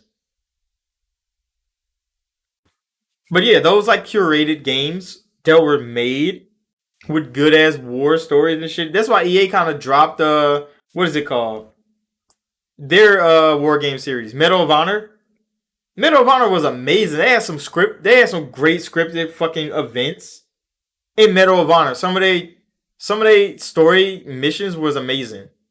The one where you're a paratrooper and you're in the middle of a big ass battlefield. They just take out some AA guns, so now you can parachute your ass into this battlefield, and you literally jump out the plane, parachute into the battlefield, and you just have to shoot niggas to survive, to land and hit the ground. That shit back in the day was amazing, bro. I don't know what the fuck they're doing now. Shooting games are just mid tier at this moment. But that's why RPGs are making a comeback. Fighting games are making a big ass comeback. Every fighting game that they've debuted this year has looked fucking good. From Street Fighter, which scored high as hell. That's amazing. I'm so happy about that. Mortal Kombat is looking like it's going to be fucking amazing. Tekken looks like it's going to be a phenomenal fucking fighting game. And Sarge Wars, the stage for battle was nuts. Even though it was silly. Hold on. See, those need to be going fast as hell. You said it was mad fun battling the living room tables, refrigerators, fucking bathtubs. Yeah, but they see the thing is when those games come out, they think of the mass audience and they be like, "Would people want to play this? Would people even buy it?" Because it's all about making money. When it comes to shooting games, the only ones I really enjoyed playing versus Zombies, Garden Warfare 2. Garden Warfare 2 was amazing, bro. Oh my gosh, nigga. Plants vs. Zombies, Garden Warfare 2 is one of the most underrated shooting games of all time. Like one of the most underrated shooters of all time. People don't understand how good Garden Warfare series is. People don't understand, bro. They sleep. But yeah, like when it comes to the bathtubs, the kitchen tables and shit, like they think of it and like it could be a gimmick game. It could come out, but then they be like, how do we keep people's attention for longer than just a gimmick game can? Because now communities are everything. So when you see somebody like Nick Merckx, when you see somebody like Tim the Tap Man, they could be playing Call of Duty, and guess what? They got millions of niggas playing Call of Duty with them. Just for the chance to play with them. And then you have a game come out, and it's fun, it's cool. You fighting in bathtubs and shit, like the little like Toy Soldiers game. They do the same thing, but then your community don't get as big as you want it to, or it does get big. What if you start? What if you get Doctor Disrespect start playing your game? He's talking good shit about it. He's playing it. Everybody's playing it with him, and then all of a sudden he switches to play Call of Duty again, or he switches to go play Battlefield again. Or some crazy shit like that. And it completely tanks your game. And that's what that right there, a lot of studios don't want to go through that. Yeah, you said just have to keep upping the creativity. And that's the thing. Because people want to keep upping the creativity of their games to keep people invested. That's why Fortnite has every fucking character from every pop icon in their fucking game. And they keep adding more of them. Optimus Prime himself is dropping into fucking Fortnite to hit the gritty, bro. To do the floss. It is crazy out here. The creativity that they have to have. The teams that they have at Epic making Fortnite content is crazy. The scale of it is unmatched by any other gaming studio out there. Just the scale of Fortnite on the back end, not even the front, because the front is just a recycled map with the same recycled guns, recycled combat, but the back end, creating events and creating fucking new characters to slap into this game as skins so they can make money, all that shit on the back end is unmatched, bro. The manpower that they got back there is crazy. So when a game comes out and it has that type of aesthetic and they have to keep making fresh content for this game, they can't win. They can't win.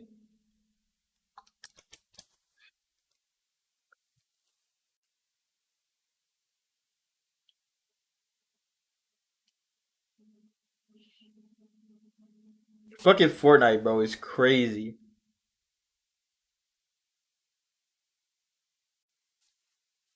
Fortnite makes billions of dollars, bro. Billions of dollars. Too many billions of dollars. It makes so much money that Sony was trying to get them to pay them millions of dollars a month in crossplay fees, and Epic was gonna fucking do it. They were making so much money that Epic was gonna fucking do it. They were gonna pay that fucking crossplay fee because they know how much money they was gonna make when crossplay hit their game.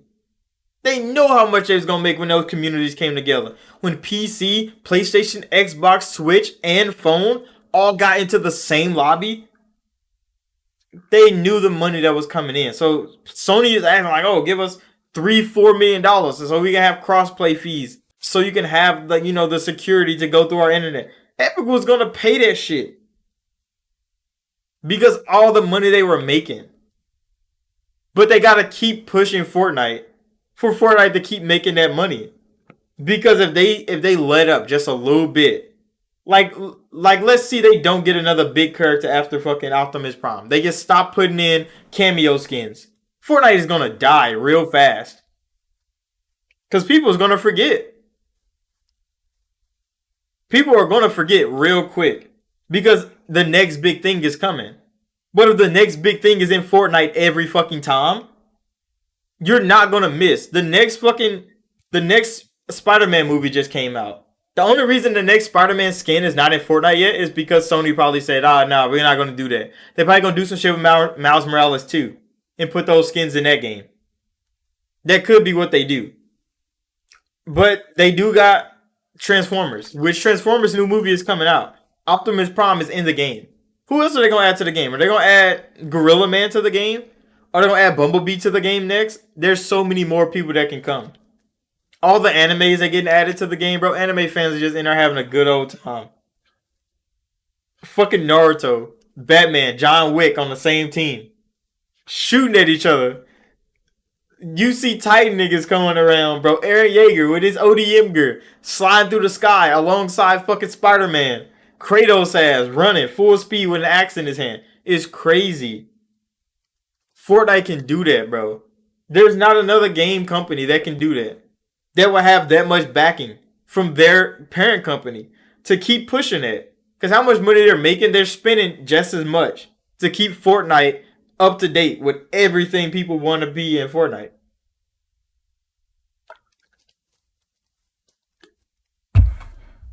And they do weird shit. Like fucking world events. Virtual concerts. Crazy. It's wild. Madness. But that's Fortnite for you. But I mean, we've been streaming for 2 hours. So I think we're about to call it. It's been a good Gaming News Weekly. It's been wild. Summer Games Fest has been crazy. I do kind of want to make a breakdown video of the Starfield Direct. I really want to comb through the Starfield Direct. I don't know if I'm going to do that live or not. I do want to live stream me playing Diablo as well. Me playing Diablo 4 Hardcore. I want to live stream that. I don't know. I got to figure out a day to punch that in. I could probably put it on community tab. You said not a bad looking game either. I mean, no, it's not. But I really want to do more live streams. Definitely do more live streams. I want to play more games on live stream.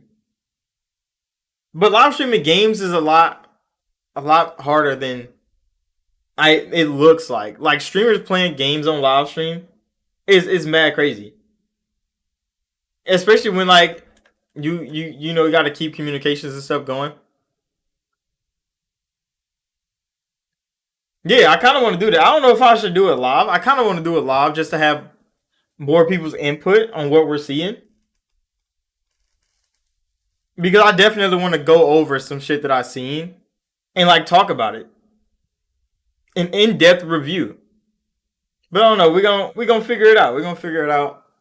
It's a team effort. We all in this together. So yeah, I'm in this right here. I'm gonna go play some games. I'm definitely gonna play some games. I've been playing a whole lot of Diablo 3. Diablo 4. Been playing old games, 30 frames per second because people said they're unplayable. I don't know what the fuck they're talking about. It is crazy, bro. The internet is a wild time. But yeah, I'm gonna go play some games. Probably go eat some food. I might do that. Go eat some food. Did y'all watch the Black Clover fucking movie that came out yesterday? Fire. Straight fire. If you haven't, definitely go check that out. And I'll see y'all in the next one. Yeah, have a good time. Zelda still might be still got me in a chokehold. Damn, oh, Breath of the Wild is still cooking. Bruh. I don't think I've seen a single content creator that I watch like play Nintendo games finish Breath of the Wild yet. Like they're still playing it. They're still playing it to this day. And I'm like, damn, how long is that game? Because they're making content on it. And I know there's the scale of the world is crazy. So there's so much walking, there's so much talking, there's so much combat. And like they chop these videos up into like 30, 40-minute segments. And I'm like, bro, how much are you playing to have so many videos out and you're still not done with the game? It is crazy, but I mean, I wouldn't push through it anyway if I'm enjoying myself, having a good time. That's why I can't make content on too many games. That's why I haven't made too much content on Diablo. Because when I play Diablo, I legit be sitting here with my controller, just killing, not saying a fucking word. I don't know how I would commentate. I'm a gaming commentator and I talk gaming. But when I'm playing games, especially when I'm playing games as intense as fucking Diablo and World Tier 3 and shit, I'm not making it, bro. I know I'm not making no conversation. I do want to go back and play some more UFC 4. Because I ain't played UFC 4 in like years. I kind of want to go back and play some UFC 4 or some Mortal Kombat. Just to like get a feel for fighting games again because I ain't played fighting games in a long time and Mortal Kombat is looking like I need to get good. So yeah, there's a whole lot of gaming to do. There's a whole lot of games to finish. I still got so many games to finish, bro. Game Pass is still dropping fire. So I'll see y'all in the next video.